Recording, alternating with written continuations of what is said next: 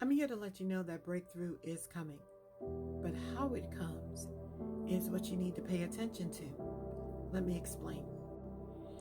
Oftentimes, what we have in mind for breakthrough is a far cry difference of what God has in store for us. And what He has for us is something that is needed for us, not just at that time. Usually it's multifaceted and it's multi-generational. But we don't know that. We just want what we want. So let's say, for instance, we say, God, I really want an oak tree because that's going to give me this, that, and the other. And you pray, and then a prophet comes, God sends, and they say, okay, on Tuesday, you're going to get your oak tree.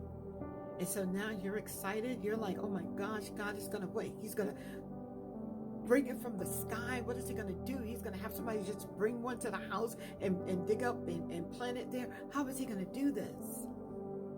And then lo and behold, as you're walking down the street, going to go get you some coffee, let's just say that, you see an acorn on the ground.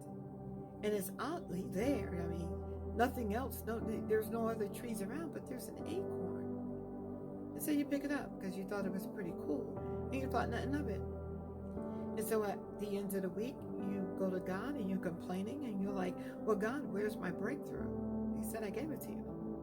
What? I missed that. What do you have in your pocket?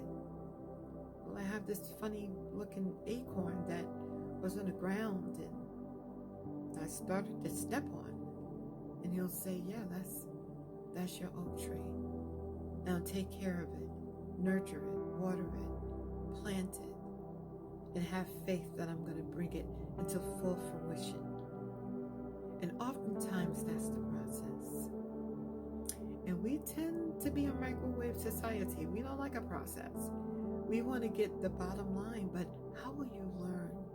How will you grow those fruit like love and patience, endurance and gentleness and goodness and temperance and faith? How will you grow those things if God just plopped it out the sky, which is not typical?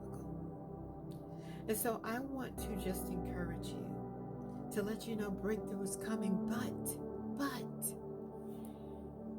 expand your mind, enlarge your territory. And when I say that, I'm talking about your capacity to receive from a dimension of the Most High God. Therefore, you are not limiting yourself to what you see, what you feel, what you can taste, what you can touch. You're not limiting yourself to your five senses, because God can do the miraculous. But if you're limited, beloved, you will miss it because it doesn't look pretty and packaged.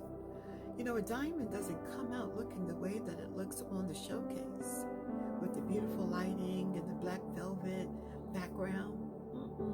That's not the way it looks when it's in the dirt, when it's in the ground.